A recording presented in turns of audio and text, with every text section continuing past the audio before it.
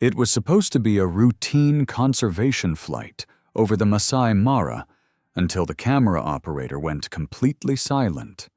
Leonard watched the live drone feed from inside the luxury helicopter, surrounded by 6 wealthy donors who had paid $50,000 each for this exclusive wildlife tour. The wind was calm. The savanna stretched golden and peaceful below them. Everything felt predictable. Then the camera suddenly jerked to the left. "Wait," the operator whispered, his voice tight. "Do you see that?" Leonard leaned forward. On the monitor, a shape moved slowly through the tall grass. At first, it looked like any other lion. But as the drone descended, the screen revealed something nobody expected to see. A completely white lion. Alone. Walking with a heavy limp. "Is that Simba?" a woman from Beverly Hills gasped, pressing her hand against the glass. Leonard didn't answer. He couldn't. Because the legendary white lion everyone thought had disappeared months ago was now standing completely still in the middle of open ground. No pride, no cover, no escape route. The drone operator zoomed in closer. Simba's frame looked fragile beneath his pale coat. His mane, once thick and golden, now hung thin and matted. One of his front legs barely touched the ground. "He looks hurt," someone muttered from the back. But what happened next made everyone's blood run cold.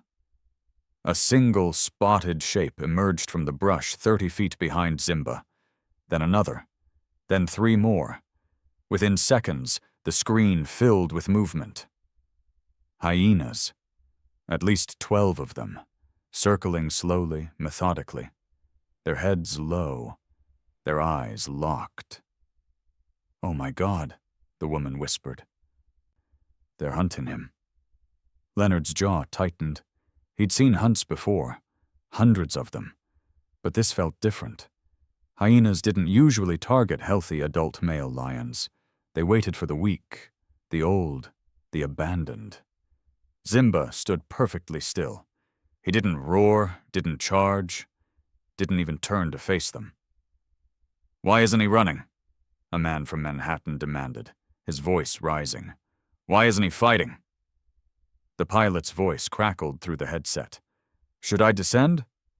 "No," Leonard said firmly. "We observe, we don't interfere." The donors erupted. "Are you serious right now?" "That's Simba! You can't just let him—" "Leonard, do something!" But Leonard's hands gripped the armrests. Conservation law was clear. No intervention, no interference. Nature decides. Not humans. He'd built his entire reputation on that principle. Donors had signed agreements. Staff had been trained. The rules existed for a reason. On the screen, the hyenas moved closer. 40 feet, 30 feet, 20. Simba still hadn't moved. "He's giving up," the camera operator said quietly. Leonard's chest tightened. In 15 years of fieldwork, he'd never seen a lion just stand there. Not like this. Predators fought, they ran, they defended themselves until the very end, but Simba wasn't doing any of that. The drone camera shook slightly as the operator adjusted the angle. Now they could see Simba's face. His eyes were open, aware, calm, almost resigned. "He's not given up," Leonard whispered. "He's accepting his fate." The cabin fell silent. One of the hyenas broke from the circle and crept forward. 10 feet, 5 feet, close enough to strike. The others followed, tightening the ring, their teeth bared, their bodies tensed. Simba lowered his massive head. The hyenas hesitated, just for a moment. As if even they didn't understand what they were witnessing, then one lunged forward. At that exact moment, the lion made a choice no expert could explain. Before we continue, make sure to hit like, share, and subscribe to this channel. And really, I'm curious, where are you watching from? Let us know in the comments. We love seeing how far our stories reach. Now, to understand why this moment shattered every rule in the wild, we need to go back to when Simba wasn't just a lion. He was a king. 3 years ago, Simba controlled nearly 40 square miles of the Masai Mara. His territory stretched from the acacia groves in the north all the way down to the river bend, where the wildebeest crossed every summer. No other lion dared challenge him.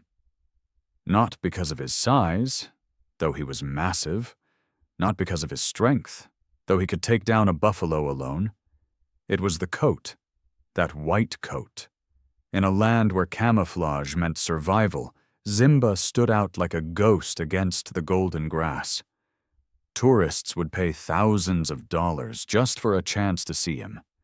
Photographers would camp for weeks waiting for the perfect shot. Local Maasai guides called him Simba Mweupe, the white lion, and spoke about him like he was something more than an animal, a legend, a spirit. And for a while, that's exactly what he was. His pride was strong. 15 members at its peak, 4 lionesses who hunted with precision, 7 cubs who tumbled over each other in the shade, 2 younger males who served as backup, knowing their place. Simba didn't rule through fear, he ruled through presence. When he walked, the earth seemed to acknowledge it. When he roared, every creature within a mile stopped moving. The prey knew him, the predators respected him. Even the hyenas, bold as they were with other lions, kept their distance when Simba was near. But power in the wild doesn't last forever. It can't. And Simba's reign began to crack the day he made a mistake that would cost him everything. It happened during the dry season. Water was scarce. Prey was desperate. A herd of Cape buffalo had claimed the last watering hole in his territory, and they weren't moving. Buffalo were dangerous, smart, aggressive. Most lions avoided them unless the pride could attack together. But Simba was confident, too confident. He'd taken down buffalo before. He thought he could do it again. He charged alone. The lead bull saw him coming and didn't run. Instead, it lowered its head and met Simba head-on. The impact sounded like thunder. Simba made contact, but the buffalo's strength was overwhelming. The collision shattered Simba's front left leg. The impact echoed across the plains. Simba roared in fury, but the buffalo didn't stop. It threw Simba through the air. He landed hard and retreated into the brush, bearing the heavy marks of a battle he couldn't win. The lionesses found him hours later. His coat showed signs of injury. His leg could barely support his weight. He was alive, but barely. For 2 weeks, Simba couldn't hunt. He could barely walk. The pride fed him scraps when they could, but a pride couldn't afford a king who didn't contribute. The lionesses did their best, but without Simba's strength, their hunts were less successful. Cubs went hungry, tension grew, and then the challengers arrived. 2 young males, brothers, full of strength and ambition. They'd been watching from the edges of the territory for months, waiting for an opportunity. When they saw Simba limping, when they saw his ribs starting to show, they knew the time had come. They entered his territory at dawn. Simba heard their roars and forced himself to stand. His leg trembled with the effort, but he pushed forward anyway. He had to. A king who didn't defend his pride wasn't a king at all. The fight was brutal and short. Simba managed to land a few blows, but his injured leg buckled twice. The younger males were faster, stronger, hungrier. They circled him, struck from both sides, and within minutes Simba was on the ground, bearing the heavy marks of recent battles. The lionesses watched from a distance. They didn't intervene. That wasn't how it worked. The strongest male led, always. If Zimba couldn't defend his position, he didn't deserve it. He dragged himself away before the brothers could finish him. Defeated. Alone. The pride didn't follow. Over the next few weeks, Zimba watched from the hills as the new males took over. They marked his territory. They mated with his lionesses. They played with cubs that were his. And slowly, painfully, Zimba realized the truth. He had no kingdom anymore. Injured lions didn't survive long in the wild. Zimba knew that. He'd seen it happen to others. Once a male lost his pride, he had two choices: find another pride to challenge or fall trying. But Zimba was too hurt for another fight. His leg had healed crooked. He walked with a permanent limp now. His once thick mane had thinned. His white coat, which used to shine in the sunlight, now looked dull and dirty. He tried to hunt alone. Zebras were too fast. Gazelles scattered before he got close. He managed to bring down a warthog once, but the effort exhausted him so much he could barely eat. Days passed between meals, then weeks. Hunger became his constant companion. One evening, desperation drove him to attempt something he never would have tried in his prime. A young wildebeest had wandered away from its herd, easy prey, slow, vulnerable. Zimba stalked it carefully, staying downwind, moving through the tall grass as quietly as his injured leg would allow. He got within 20 feet, 15, 10, then he lunged. His back legs pushed hard, but his front leg collapsed the moment it hit the ground. Zimba tumbled forward, crashing into the dirt. The wildebeest bolted, the herd scattered, and Zimba lay there in the dust, panting, his body trembling from exhaustion and pain. He didn't get up for a long time.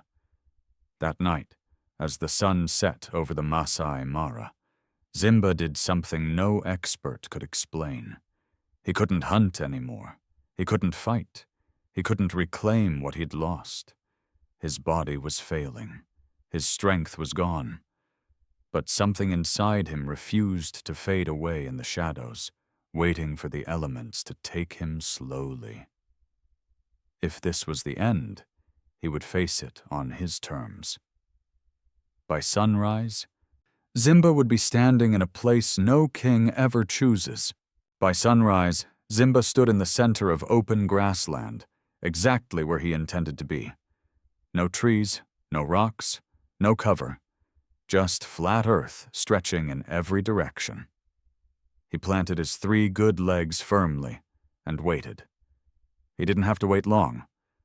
The sound reached him first, that high-pitched cackle, the one that sounded almost like human laughter but carried something darker underneath, something mocking.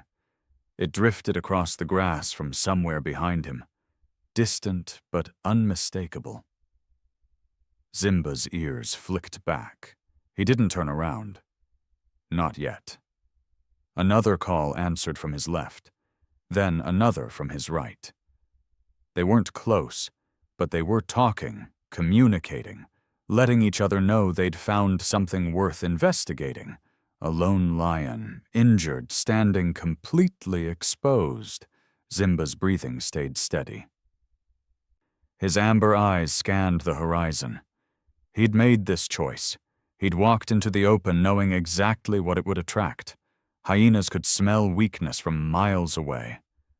The grass rustled 50 feet behind him. Still, he didn't turn. Turning showed fear. Fear invited the chase. So he stood perfectly still, his white coat catching the early morning light. The first hyena emerged slowly from the brush. It was a female, larger than the males. Her spotted coat was matted with dirt, her eyes sharp and calculating. She stopped at the edge of the clearing, her head low, watching him, testing, waiting to see if he would run. Zimba didn't move. The hyena took 3 steps forward, then stopped again. Her ears were up, alert for any sign of aggression. She knew what lions could do, even injured ones. One wrong move, and those claws could take her out before she had time to react. But Simba just stood there. Emboldened, she moved closer. 40 feet now. She circled to his left, keeping her distance but adjusting her angle. Looking for the limp. Looking for confirmation that this lion was as vulnerable as he appeared. Another hyena appeared from the right, then 2 more from behind. Within minutes, there were 7 of them, all keeping their distance, all watching. This was how they hunted, not with speed or power, but with patience, with numbers. They'd surround their target, test its defenses, and wait until exhaustion or injury made it too weak to fight back. Then they'd move in together. Simba had seen it happen to zebras, to wildebeest, to young elephants separated from their herds. He'd even watched them take down a buffalo once, the same kind that had broken his leg. It took them 2 hours, but they never gave up. They just kept circling, kept testing. He knew their strategy. He'd studied it his entire life. And now he was the target. The hyenas spread out wider, forming a loose circle around him, 30 feet away now, close enough that Simba could see the scars on their faces from old fights. One of them whooped, a sharp, rising sound that cut through the morning air. It was a signal, a rallying cry. And within seconds, more hyenas emerged from the grassland. 10 total now, maybe 12. Simba's mind worked quickly, calculating options the way he'd done 1,000 times before. He scanned the terrain.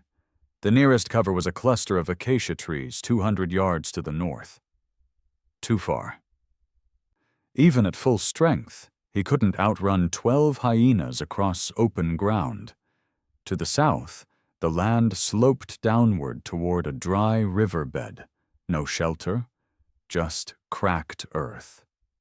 If he went that direction, they'd catch him on the slope where his bad leg would betray him completely. East and west offered nothing but more grassland. Flat, endless. There was no escape route. None that ended with him surviving. He'd known that before he came here. For a moment, a memory flashed through his mind. 4 years ago, same season, different circumstances. 3 hyenas had gotten bold, trying to steal a kudu calf from one of his lionesses. Simba had been in his prime then, strong, fast, fearless. He'd hit the first one so hard it rolled twice before scrambling away. The second barely had time to turn before his jaws clamped down. It fought back, but Simba held firm until the struggle ended. The third hyena tried to run, but Simba was faster.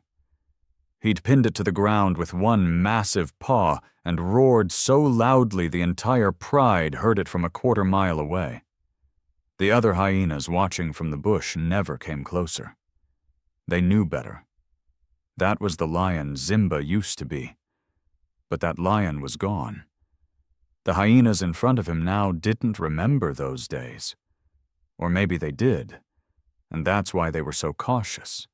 Even weakened, even outnumbered, a lion was still a lion. One good swipe could end a fight instantly. One bite could cause critical injury. But 12 against 1?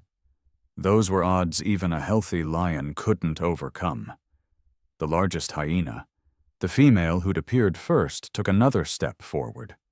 25 feet now. Her lips curled back slightly, showing teeth. Not a threat display, a test. She wanted to see if he'd react. Simba's muscles tensed.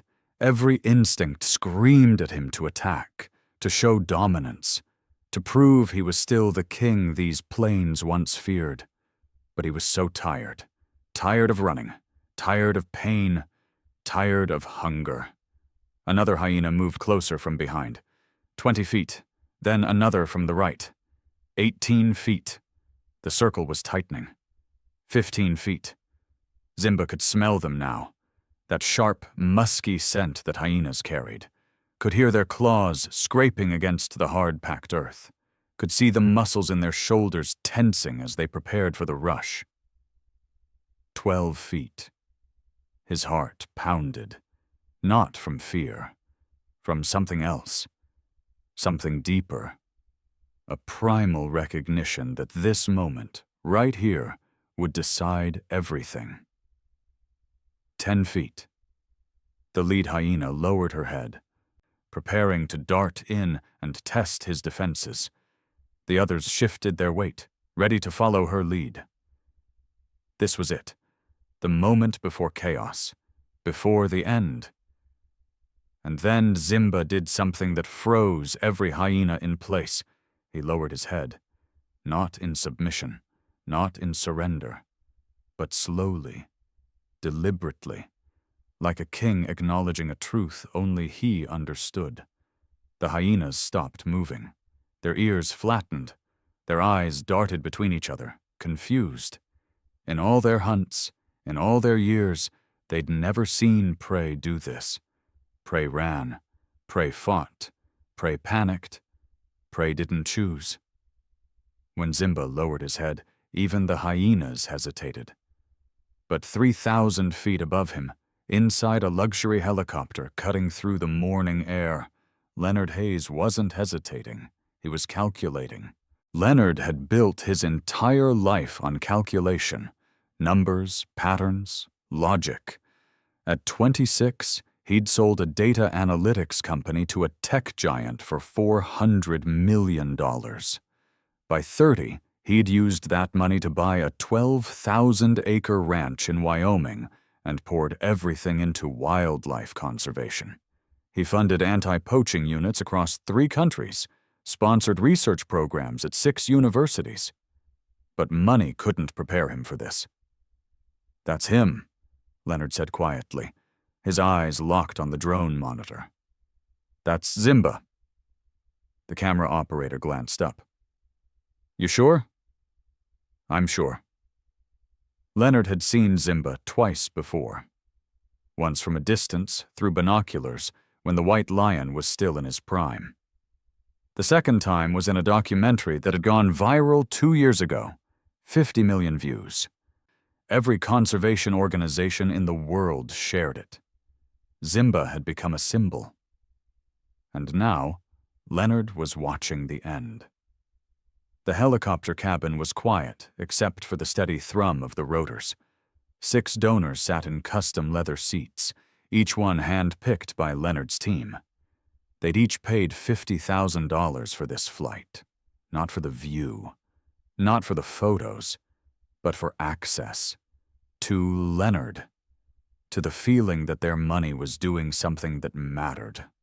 Right now, none of them felt that way. "We have to do something," the Manhattan developer said, leaning forward. His name was Mark, and his face had gone pale. "We can't just watch this." "Conservation law is very clear," Leonard replied, his voice steady. "We observe. We document. We don't interfere with natural processes." "Natural?" One of the sisters, Diane, shot back. "There's nothing natural about this. That lion is a treasure. He's irreplaceable." Leonard's jaw tightened. "Every animal out here is irreplaceable. If we intervene every time something difficult happens, we stop being conservationists. We become zookeepers." "So we just let him fade?" "Yes." The word hung in the air like a challenge. Mark stood up, gripping the back of the seat in front of him. "Leonard, I've donated over $2 million to your foundation. But if you think I'm going to sit here and watch that lion be taken down while we do nothing, you're out of your mind." The pilot's voice crackled through the headset. "Leonard, I need a decision. Do I maintain altitude or descend?" Leonard didn't answer. His eyes stayed fixed on the monitor. On the screen, the hyenas were closing in. 10 feet, 8, 6. The film producer, a woman named Catherine, spoke up from the back row.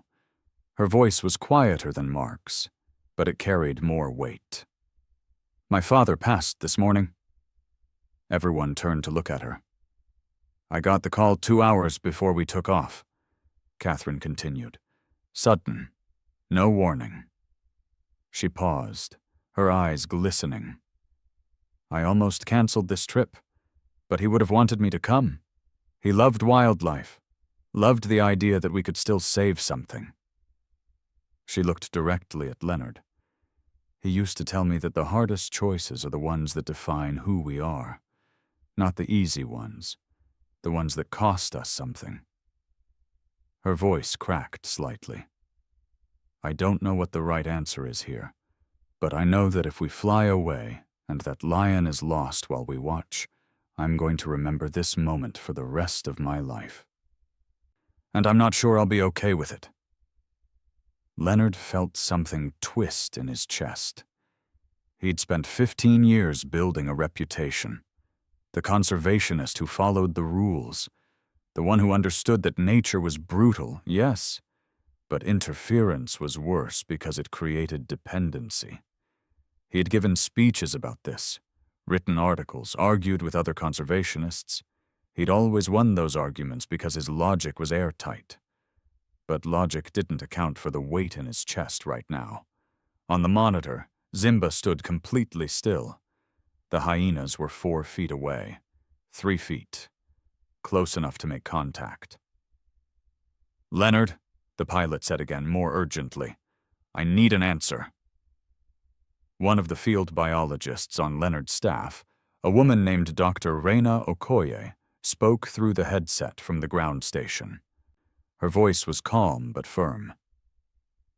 "Leonard, if you intervene, you will be bypassing Kenyan wildlife law. You could lose your operational access. The Foundation could face legal action. Everything you've built could be at risk." "I don't care about the permits," Mark snapped. "You should," Dr. Okoye replied, "because without them, none of this work continues.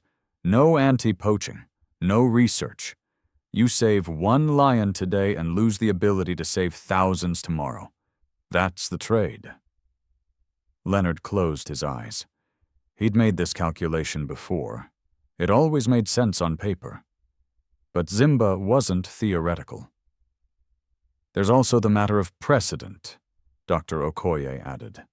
"If we intervene now, donors will expect it every time. Where do we draw the line? Do we save the zebra from the lion? The gazelle from the cheetah?" "This is different," Diane said, her voice rising. "Zimba isn't just any lion." "Special?" Dr. Okoye interrupted. "More valuable because he's rare? That's not how ecosystems work." The surgeon from Austin, who'd been silent until now, spoke up. "She's right. Emotionally, I hate it. But scientifically, she's right." Leonard opened his eyes.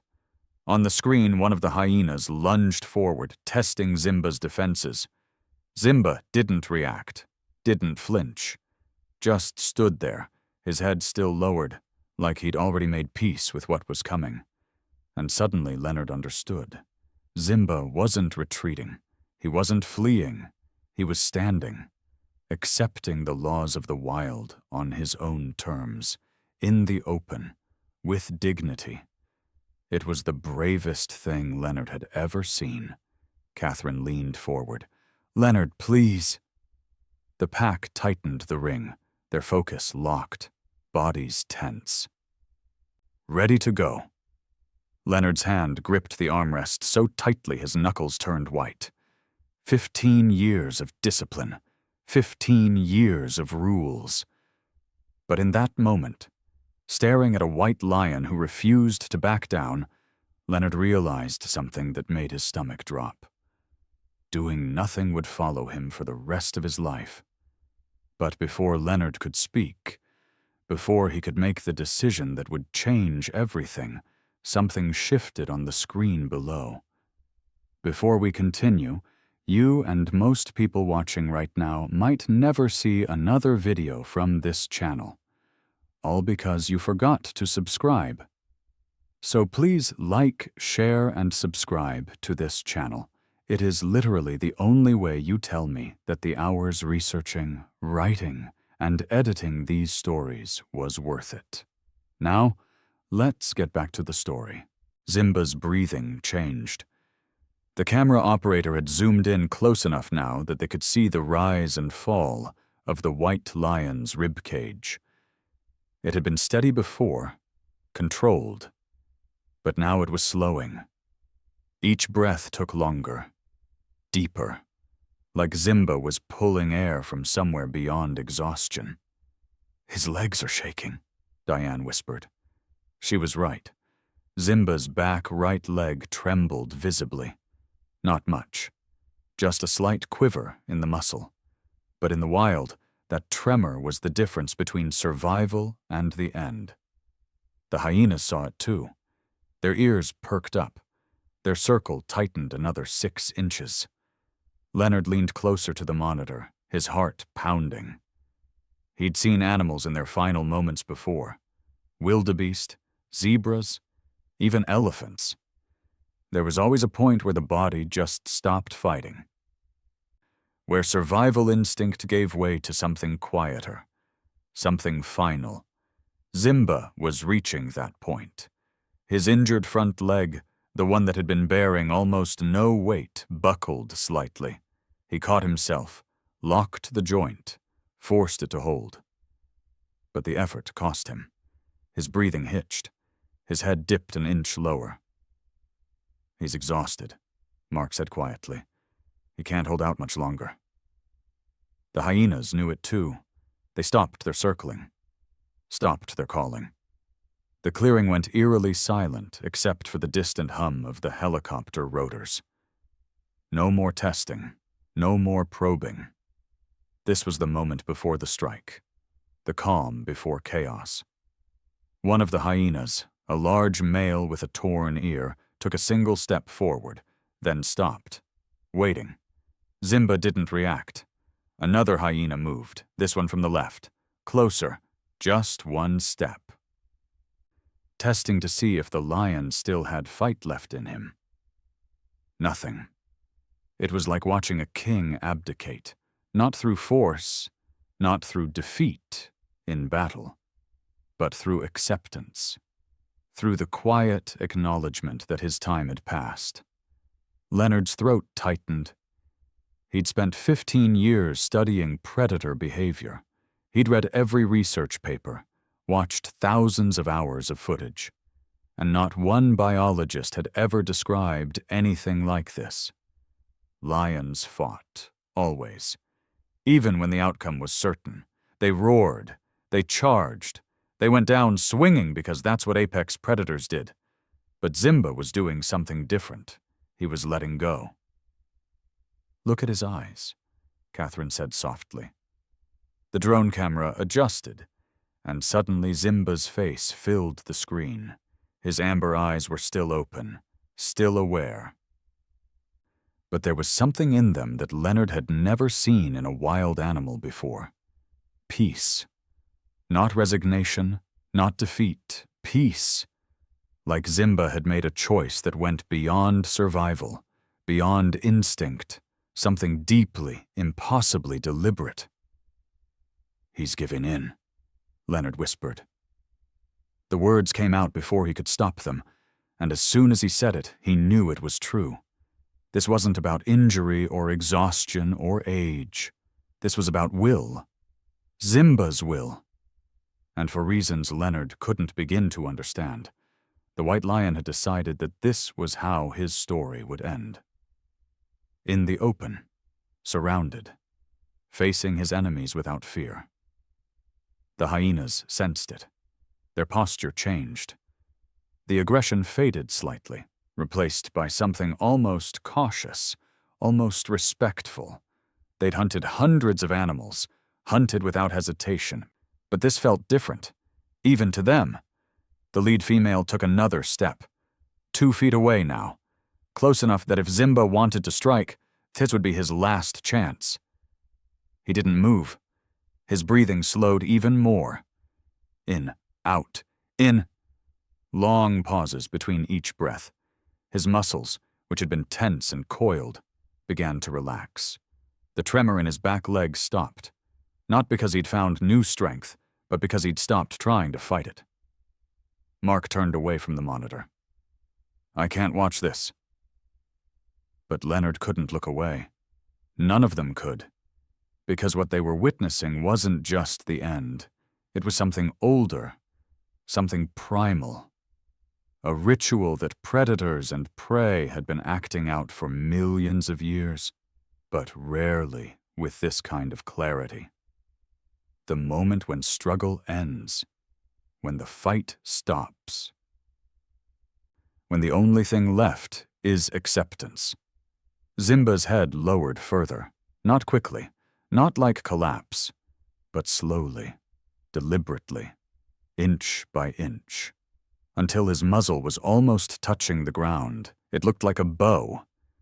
The hyenas froze completely, their ears flattened, their tails tucked. For a full 10 seconds, nobody moved. Not the hyenas, not Zimba, not the people in the helicopter 3,000 feet above. The world held its breath.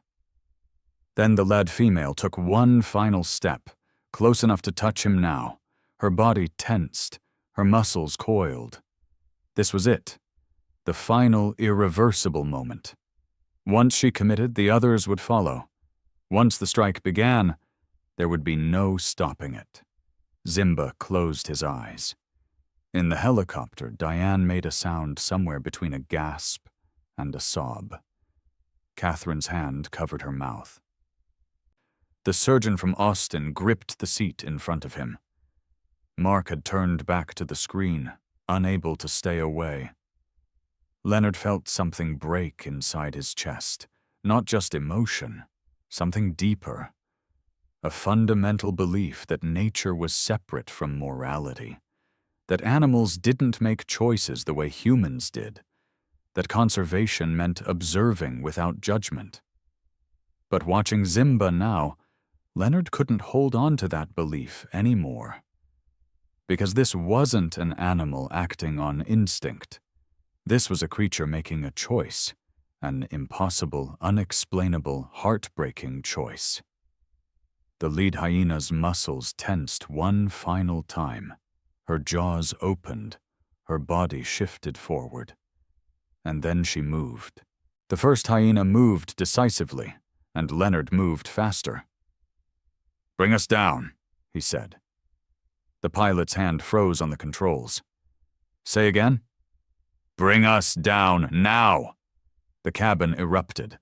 Dr. Okoye's voice crackled through the headset immediately, sharp and urgent. "Leonard, do not do this. You are about to violate international wildlife protection protocols. The Kenyan Wildlife Service will revoke your permits. The Foundation will face legal action. I am formally advising against—" "I heard you the first time, Reyna," Leonard interrupted, his voice calm but final. "Bring us down." "Leonard, listen to me." He pulled the headset off and looked at the pilot. "I said now." The pilot hesitated, his eyes darting between Leonard and the control panel. "Sir, if we intervene, I'm required to file a report. My license could be—" "I'll buy you 10 licenses," Mark cut in, already pulling out his phone. "I'll cover the fines, the lawsuits, whatever it takes. Just get us down there." The surgeon from Austin shook his head. "This is insane. You're throwing away 15 years of work for one animal." "No," Catherine said quietly, her eyes still fixed on the monitor. "He's choosing to be the kind of person who can live with himself tomorrow." Leonard's chest felt tight. His hands were shaking. Everything he'd built, everything he'd believed in was about to collapse. He could see it playing out. The news articles, the outrage, years of credibility destroyed in seconds. But none of that mattered anymore. Because in his mind, all he could see was his father. Leonard was 12 when it happened. A car accident on a highway outside Cheyenne. A truck driver fell asleep, crossed the median, hit his father's sedan. 3 people stopped to help, pulled his father from the wreckage.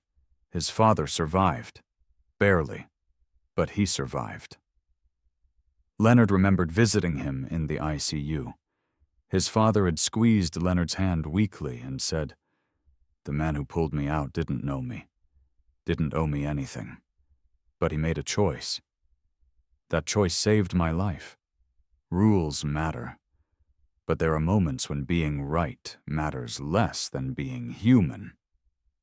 Leonard hadn't understood it then, but he understood it now. On the monitor, the hyena was just moments from Zimba. The others were closing in, seconds away. "Reyna," Leonard said, putting the headset back on. "I know what this costs. I know what I'm risking, but I'm not asking for permission. I'm telling you what's about to happen." There was a long pause on the other end. Then Dr. Okoye's voice came back, quieter this time. "You're going to lose everything." "Maybe." "There's no maybe about it, Leonard. The board will force you out. The government will ban you. You'll be removed from future operations." "I know." Another pause. Longer this time. "Then I guess I'll be updating my resume too," Dr. Okoye said finally. "Because I'm not working for whatever's left of this foundation without you." Leonard felt something loosen in his chest. "Reyna, just save the brave lion, Leonard." The pilot looked back at him, waiting for final confirmation. Leonard nodded. "All right," the pilot said, his hand moving to the controls. "But for the record, this is the craziest thing I've ever done. And I flew helicopters in Afghanistan." Mark was already on his phone. "I'm texting my lawyer now, setting up an emergency fund. I'm doubling my annual donation." "Make it triple," Diane added. "I'm in too." The Seattle Tech CEO leaned forward. "Add my name to that list. I didn't come here to watch something irreplaceable disappear when we had the power to stop it." Catherine nodded. "Same." The surgeon from Austin sighed heavily. "You're all out of your minds. But yeah, count me in too." Leonard looked around the cabin. 6 people who'd paid for an exclusive conservation experience. 6 people who were about to become part of the most controversial wildlife intervention in modern history. "You all understand what this means?" Leonard asked. "The backlash won't just hit me. It'll hit everyone associated with this decision." "Good," Mark said. "Let them come. I'd rather be controversial for doing something than comfortable for doing nothing."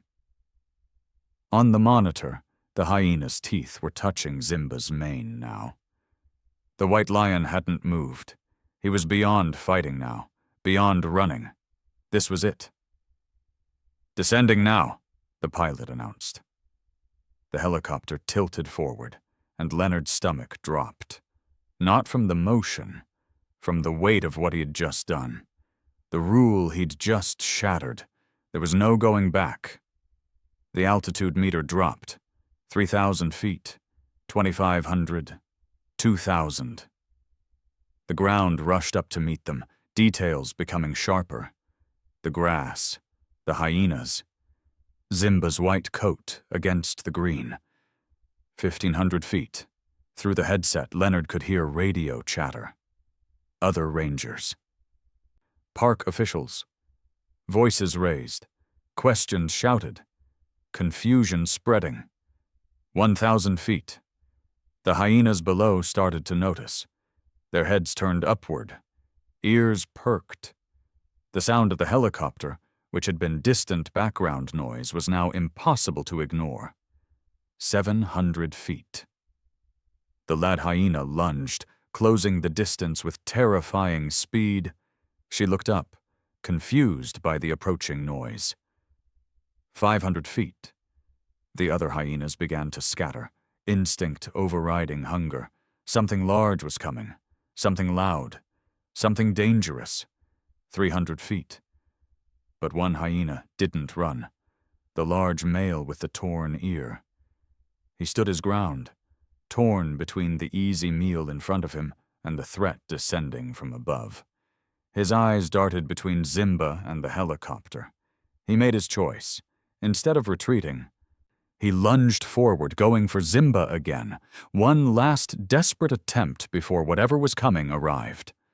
Leonard saw it happen, saw the decision in the hyena's eyes, saw the moment commitment overtook caution. "Faster!" he shouted. The rotors tilted forward, and the world below exploded into chaos. Before we continue, I want to let you know that you don't owe us a subscription. But if this video made you feel anything at all, disappearing without supporting it says a lot. So please like, share, and subscribe to this channel. It is literally the only way you tell me that the hours researching, writing, and editing these stories was worth it. Now, let's get back to the story. Wind hit the grassland like a physical force. The tall grass flattened in circular waves, radiating outward from where the helicopter descended. Dust and loose vegetation spiraled upward in violent swirls. The hyenas scattered immediately, most of them anyway. They bolted in different directions, their survival instinct screaming at them to flee from the massive predator descending from the sky. Their spotted bodies disappeared into the grass within seconds. But 3 hesitated. The lead female stopped 30 feet away, her body low, torn between running and protecting her claim. She'd worked too hard for this meal, another hyena frozen completely. It had never seen anything like this before. And the large male with the torn ear didn't even pause. He'd already committed. His momentum carried him forward, jaws open wide, going straight for the final strike. 4 feet, 3 feet, 2. Then the wind hit him. The downdraft from the helicopter rotors slammed into his body like a wall. His charge faltered. His head turned sideways, ears flattened against the force. But he didn't stop. He adjusted, pushed through, 1 foot away. And Zimba's eyes opened, not slowly, not groggily, but instantly, fully aware, like he'd been waiting for exactly this moment. His head snapped up, his lips curled back, and the roar that came out of him shook the air itself. It wasn't the roar of an injured lion. It wasn't the sound of something failing. It was the roar of a king who just remembered what he was. The hyena's charge broke. His body twisted mid-leap, trying desperately to change direction, but he was too close. Zimba's massive paw came up faster than should have been possible, and it connected with the hyena's shoulder with a heavy impact. The hyena hit the ground hard, rolled twice, scrambled to its feet, and bolted. No hesitation this time. Pure terror. The other 2 hyenas ran immediately. Within 5 seconds, the clearing was empty, except for Zimba and the descending helicopter. Leonard pressed his face against the window, his heart hammering. "Did you see that? Did you see him move?" He was playing dead, Mark breathed. He wasn't giving up, he was waiting. "No," Catherine said, her voice filled with wonder. He was choosing. He chose to stop fighting. But when help came, he chose to fight again. The helicopter descended to 50 feet. The white lion stood in the center of the flattened grass, his body swaying slightly. His breathing labored, but his eyes were sharp, alert, fixed on the helicopter like he understood exactly what was happening. "Prepare the dart," Leonard said into the headset. One of the conservation staff, a veterinary technician named Trent, was already loading the sedation device. "Measured medical amount?" "Standard adult male, 400 pounds.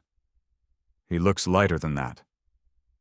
I know, but I'd rather use a calibrated amount than risk the alternative. The pilot brought them down to 30 feet and held position. You've got maybe 2 minutes before park rangers show up on the ground. After that, this gets very complicated. Understood.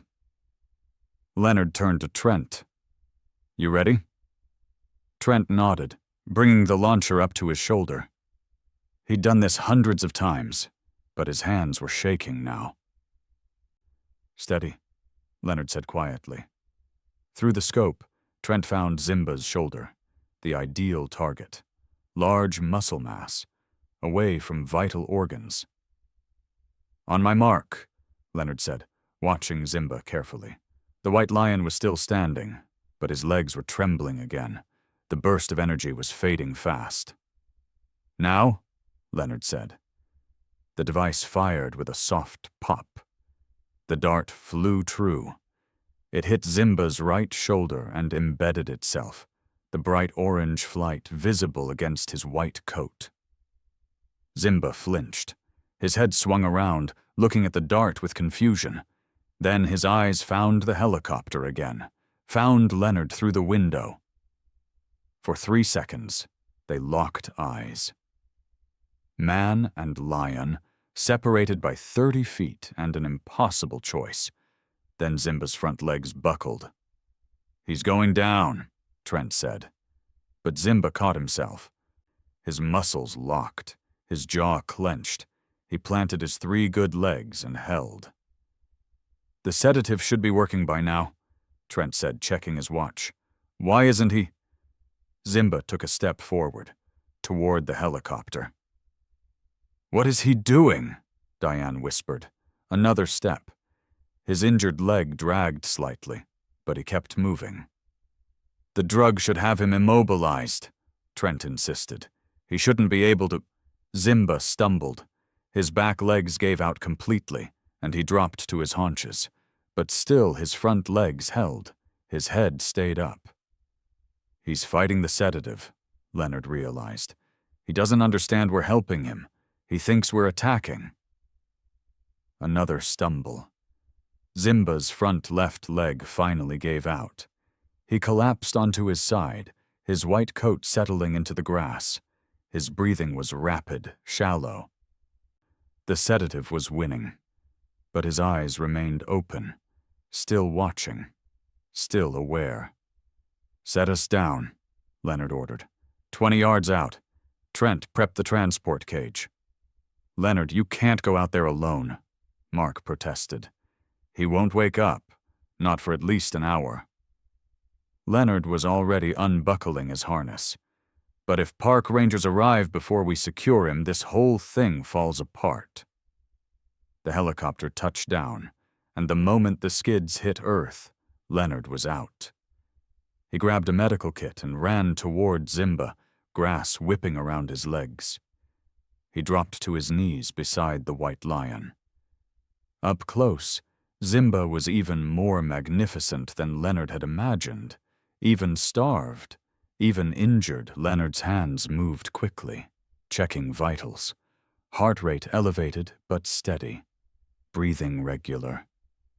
You're okay, Leonard whispered. You're going to be okay.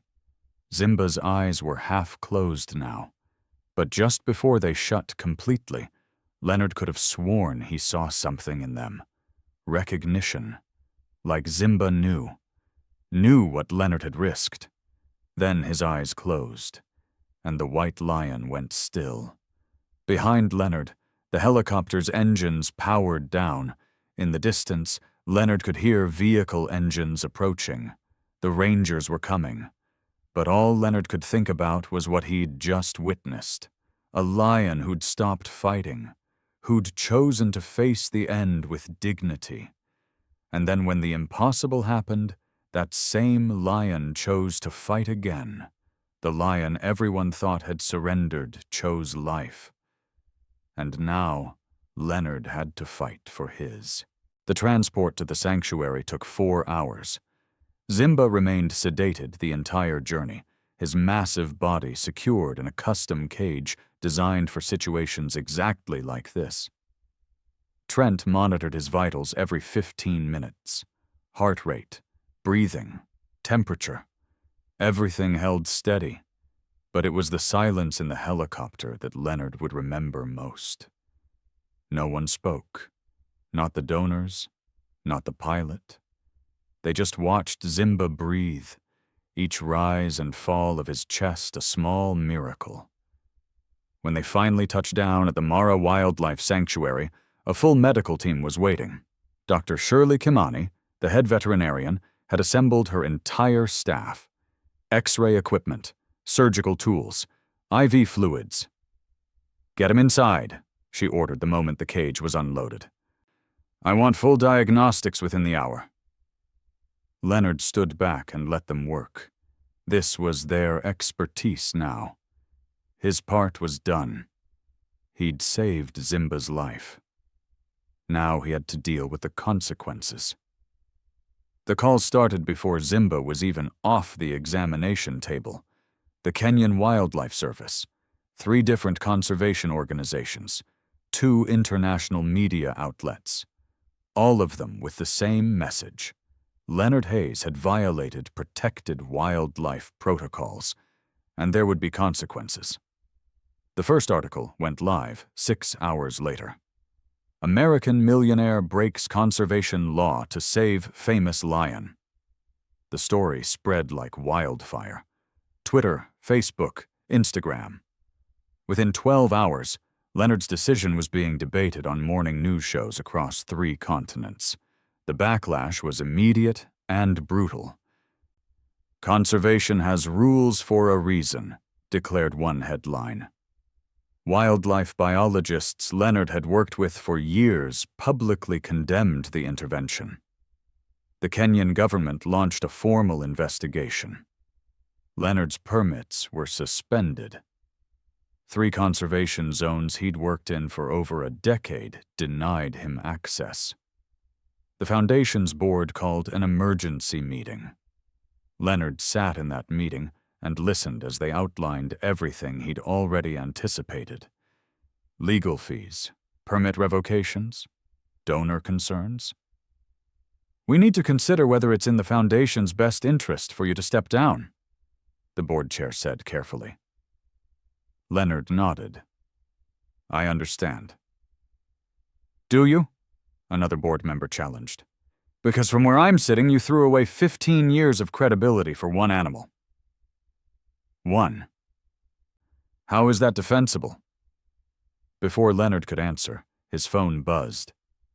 Then again, and again. Something was shifting. Dr. Kimani had posted Zimba's medical findings online. The X-rays showed 3 healed fractures in his left front leg. Old injuries that had never healed right, creating permanent damage. The muscle tissue scans revealed severe atrophy from months of malnutrition. His teeth were worn from years of survival. He was estimated to be 10 years old, ancient for a wild male lion, and had been living with chronic pain for at least 6 months. "This lion wasn't giving up," Dr. Kimani wrote in her post. "He was surviving against impossible odds. And the fact that he stood in that clearing, facing those hyenas, wasn't surrender. It was courage, the kind of courage that deserves a second chance." The post went viral. 2 million views in 8 hours, then 5 million, then 10. The narrative started to shift. A wildlife photographer who documented Zimba 3 years earlier wrote a thread about what the white lion had meant to local communities, how he'd become a symbol. Then the donors started speaking up. Mark went on CNN. "I paid $50,000 to watch nature. But what I saw that day wasn't nature. It was a choice. Leonard Hayes chose to be human, and I'm proud to have been there when he made it." Catherine wrote an op-ed for the New York Times. "My father passed the morning of that flight, and watching Leonard risk everything to save one life reminded me why conservation matters. It's not about rules. It's about caring enough to act when it costs you something. Within 3 days, public opinion had completely flipped. The hashtag #StandWithLeonard trended worldwide. Conservation students started a petition supporting his decision. Over 40,000 signatures in 24 hours, and the donations started pouring in. Not just from the 6 people on that helicopter, from everywhere. Small donations, large ones. A tech billionaire pledged $500,000. An anonymous donor contributed $1 million with a note that simply said, "For the man who remembered that rules serve life, not the other way around." Within 2 weeks, the foundation's funding had tripled. The Kenyan government quietly dropped the investigation. Leonard's permits were restored. But Leonard didn't care about any of that. He cared about the morning he walked into Zimba's enclosure at the sanctuary and saw the white lion standing at the fence, looking out toward the horizon. Zimba had gained 20 pounds. His coat had been cleaned and treated. His leg would never fully heal, but physical therapy had restored some mobility. He could walk without limping. He had never survived in the wild again, but he was alive. And he was standing. Dr. Kimani had warned Leonard not to expect recognition. "He's a wild animal. He won't remember you, won't understand what you did." But when Leonard approached the fence, Zimba turned. Their eyes met. And for the second time, Leonard felt that impossible sense of recognition. Zimba held his gaze for 5 long seconds. Then, slowly, deliberately, the white lion lowered his head. Not in submission, not in defeat, in acknowledgement. Then he turned back to the horizon and stood there, majestic and scarred and alive, watching the sun rise over the land he used to rule. Leonard understood something in that moment that he'd spent 15 years trying to deny. Power didn't always look like dominance. Strength didn't always look like violence. And sometimes the bravest thing you could do was stop fighting. But only if you knew when to fight again. 6 months later, Leonard received a letter from a conservation student in Montana. She was only 12 and had watched the whole story unfold online. "I used to want to be a veterinarian," she wrote. "But after watching what you did for Zimba, I decided I want to do what you do. Not because you followed the rules, but because you knew when the rules weren't enough. Thank you for showing me that conservation isn't just about science. It's about caring." Leonard hung that letter in his office, right next to a photo of Zimba standing at the sanctuary fence, his white coat gleaming in the morning sun, his eyes fixed on a horizon he'd never reach again, but refused to stop watching. Because some creatures are meant to survive. Not because they're the strongest, not because they're the fastest, but because they refuse to give up on themselves, even when the world has given up on them. Has there ever been a moment you stood up when everyone thought you were done? A moment you chose to fight when fighting seemed impossible? Drop your story in the comments. I need to hear it. And if this story moved you, if it changed how you see strength or survival or second chances, then please hit that subscribe button and share this video. We pour everything into bringing you stories that matter. Stories that remind us what it means to be human. Every like, every share, every comment tells us you want more of this, so don't just watch and leave. Be part of this community. Help us reach people who need to hear that it's never too late to stand again. Subscribe, share. Let's build something that matters together.